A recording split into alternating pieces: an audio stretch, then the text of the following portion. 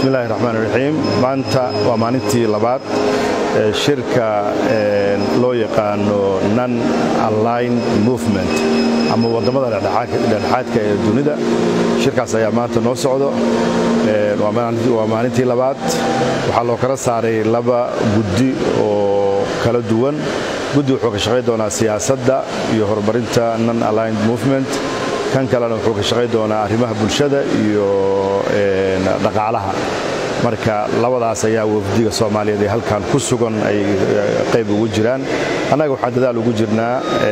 arrinta ka soo cusboonaatay gobolka sidii aan wadamada ugu dhaadhici lahayn oo aanu sheegi lahayn boosishka Soomaaliya ay ka taagan tahay iyo gardarrada duulaanka qaawan ee lagu soo qaaday intaas ayuu ku saabsan yahay Uganda waxa ka dhici doona shir kale oo lagu magacaabo G77+ China oo isagana furmi doono maalmaha lagu soo aadan sidoo kale 18 bisha waxa furmi doona shirkii IGAD intaba dawladda Soomaaliya waxay diiradda iyo xooga saari doontaa in ay adduunka ku wargeliso ururada gobolka iyo ururada aan ka tirsanahay qaybta aan ka nahay ay ku wargeliso gardarrada lagu soo qaaday iyo duulaanka luqaawan ee lagu soo qaaday dhulkeena iyo badeena iyo cirdigeena iyo sharafteena iyo unity-ga wadajirka Soomaaliya marka Soomaaliya way guuleysanaysaa dadaalkaas diblomaasiyad uu socdaa waxa maanta nagu soo biiri doona hadii alla idmo kusimaha wasiirka arrimaha dibadda ana wasiir dawlaha wasaaradda arrimaha dibadda iyo iskaashiga caalamiga iyo wafdi uu hogaaminayo maalinta ku xigtana waxa imaan doona wafdi uu madaxweynaha hogaaminayo sidii uu la socdo oo soo kamid yahay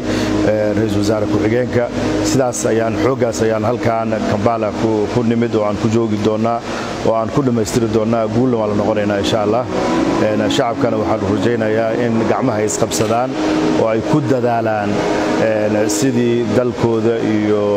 unity-gooda iyo wadajirkooda ay u difaaca lahaayeen oo ay ugu difaaca lahaayeen cid kastoo ku soo duushay ama duulaanka qaawanay hadda dalka Itoobiya uu ku sameeyay Soomaaliya marnaba shacabka Soomaaliyeed ma ogolaa doono faragelin marnaba shacabka Soomaaliyeed ma ogolaa doono dhulkiina qayb ka qaadanaya baddiina ka qayb qaadanaya farac uma lihin mana ogolaa doono siyaasaddaas ayaana caalamka ka iibi doonaa waa nasiib darro iyadoo lagu jiro qarnigii 21aad lagu jiro in dawladda ay ku fikirto dawladkeeda dhulkeeda ayaa qaadanaya inay ku fikirto waa waxyaabo nasiib darro ah marka waxaan rajaynaynaa in inta laga waantoobo runta loo soo noqon doono Soomaaliya waxay ay diyaar u tahay nabad waxay diyaar u tahay xasilooni waxay diyaar u tahay wada noolaasho laakiin marnaba